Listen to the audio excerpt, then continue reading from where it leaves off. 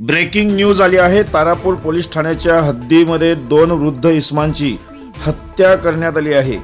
पालघर तालुक्यातील बोईसर जवळील उडण येथे एका अज्ञात इसमाने दोन ज्येष्ठ नागरिकांवर हल्ला करून दोघांची निर्घुण हत्या केली आहे।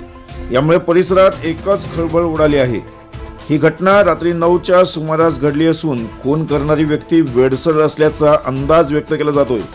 गेल्या 2 दिवसांपासून तो गावात फिरत होता असे स्थानिकांचे म्हणणे आहे। पोलिसांनी घटनास्थळी पोहोचून हत्या करणाऱ्या व्यक्तीचा शोध मोहीम सुरू केली आहे।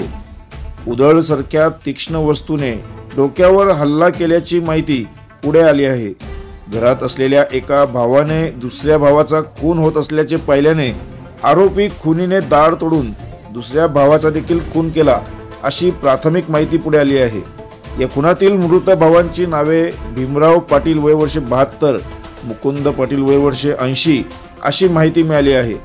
या संपूर्ण घटनेमुळे परिसरात भीतीचे वातावरण तयार झाले असल्याने पोलीस प्रशासनाने लवकरच आरोपीला अटक करण्याचे आश्वासन दिले आहे व कोणत्याही अफवांवर विश्वास ठेवू नये अशी माहिती देण्यात आली आहे।